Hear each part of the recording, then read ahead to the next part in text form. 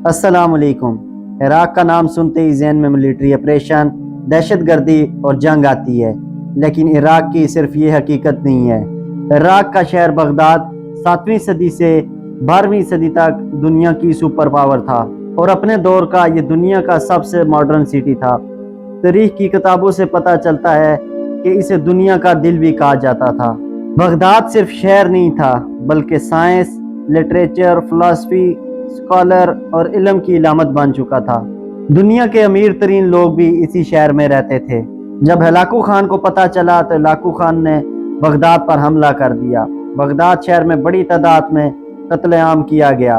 कहा जाता है कि इतना कत्लेआम हुआ कि खोपड़ियों के मीनार बनाए गए, यहाँ तक कि दरिया दजला का पानी खून से लाल हो गया था। इतनी कुर्बानियों के बावजूद भी वो इस्लाम को ना मिटा सके, तो आज के चंद लोग फिलिस्तीनियों पर जुल्म करके कैसे इस्लाम को मिटा सकते हैं। बगदाद ऐसी सरजमीन है जहाँ बहुत से साहबा कराम और औलिया कराम ने अपने कदम मुबारक रखे। कौन से मुकद्दस मकामात इस शहर में मौजूद हैं जो करोड़ों ज़ायरीन इस शहर में आते हैं। एक ज़माने में ये दुनिया की सुपर पावर क्यों था और कैसे ज़वाल आ गया। इसके अलावा बगदाद की वो हकीकत आपको बताएंगे जो इससे पहले आपने कभी नहीं सुनी होगी। चलें अब चलते हैं बगदाद के एक खूबसूरत सफ़र पर।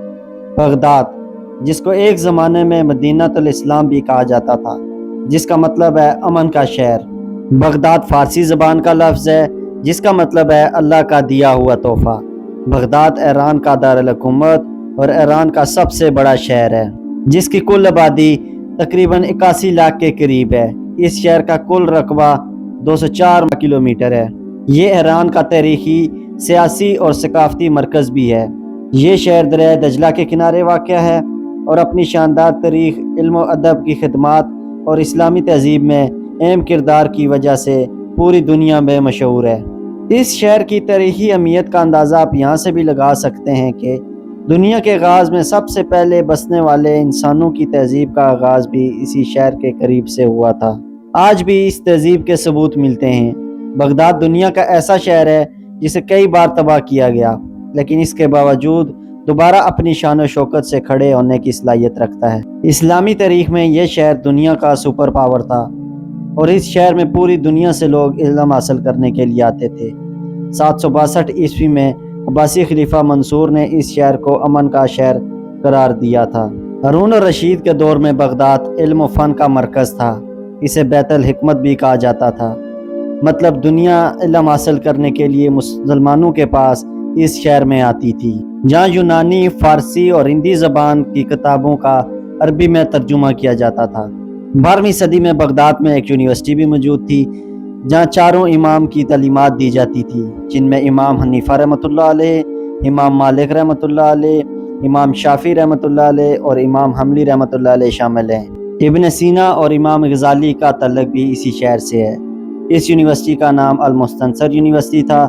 बगदाद शहर में 95% मुसलमान आबाद हैं, जिनमें 70% शिया मसलक और 25% सुन्नी मसलक से तल्लुक़ रखते हैं। इसके अलावा 3% मसीह, 1% यजीदी और यहूदी भी आबाद हैं। इस मुल्क में बोले जाने वाली ज़बान अरबी है। शुमाली अज़ला में कुर्दिश ज़बान भी बोली जाती है। सद्दाम हुसैन के दौर में सुन्नी हुकूमत थी, लेकिन तादाद में शिया मसलक के लोग ज़्यादा थे।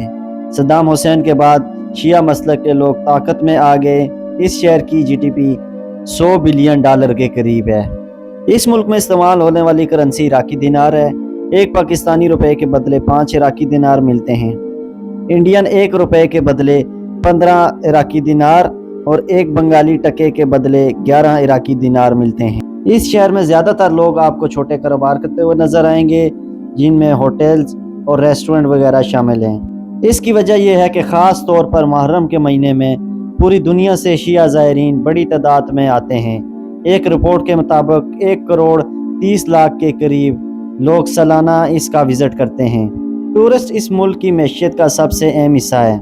यहाँ के लोग मेहमान नवाज भी हैं। ये दुनिया का वाहिद शहर था जो सूरज गुरूब होने के बाद भी आयल की मदद से लैंप चलाता था। आप इसका जदीद होने का अंदाज़ा यहाँ से भी लगा सकते। चलें अब आपको दिखाते हैं बगदाद शहर। ये बगदाद शहर का खूबसूरत एयरपोर्ट है जो सिटी सेंटर से 23 किलोमीटर के फासले पर है। एयरपोर्ट से आप 25 मिनट में बाहसानी सिटी सेंटर तक पहुँच सकते हैं। बगदाद शहर का सुबह का नाश्ता बहुत मशहूर है। جس کا نام گائے اور گیمر ہے، جو گائے کے دودھ کی فریش کریم اور شہد میں ڈوبی ہوئی بریڈ کے ساتھ دیا جاتا ہے۔ صبح کے وقت آپ کو بڑی تعداد میں یہ لوگ کھاتے ہوئے نظر آئیں گے۔ چلے اب آپ کو لیے چلتے ہیں شیخ عبد القادر جیلانی رحمۃ اللہ علیہ کے مزار پر، جو بغداد شہر میں موجود ہے۔ شیخ عبد القادر جیلانی رحمۃ اللہ علیہ 470 ہجری کو ایران کے علاقے جیلان میں پیدا ہوئے۔ آپ کا مزار شہر کے وسط میں بنایا گیا ہے۔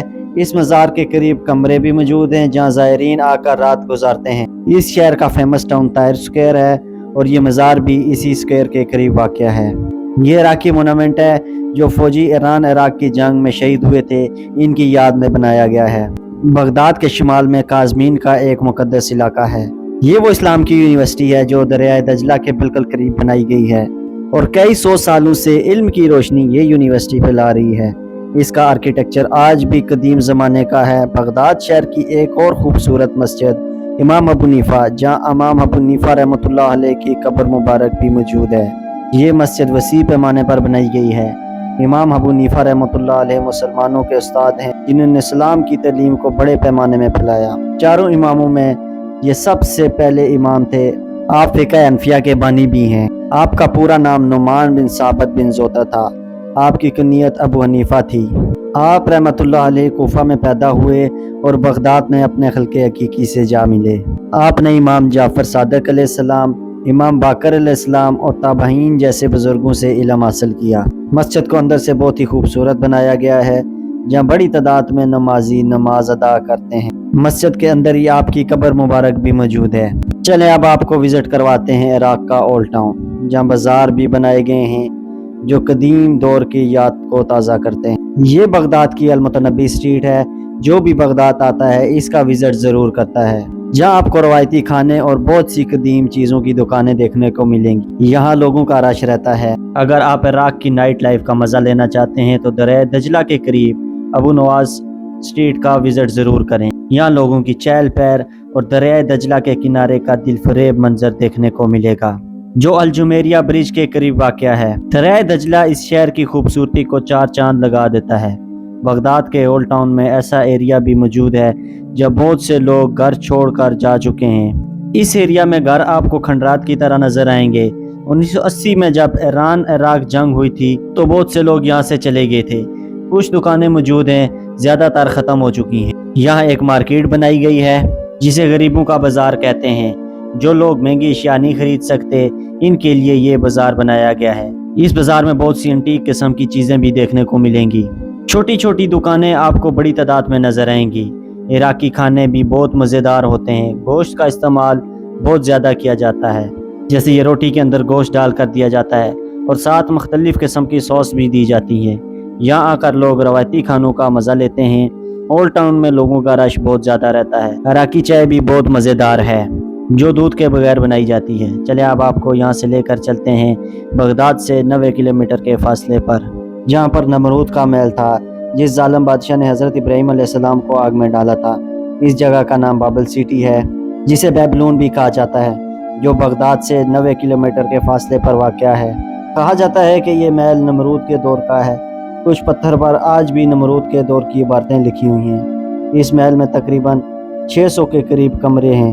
مسلمانوں کے مطابق حضرت ابراہیم علیہ السلام کی پیدائش بھی بابل سٹی میں ہوئی تھی۔ بغداد میں عباسی خلافت کا محل بھی موجود ہے جو 11ویں صدی میں مسلمانوں کی شان و شوکت کو ظاہر کرتا ہے۔ اس محل کا آرکیٹیکچر اس دور کا جدید آرکیٹیکچر تھا۔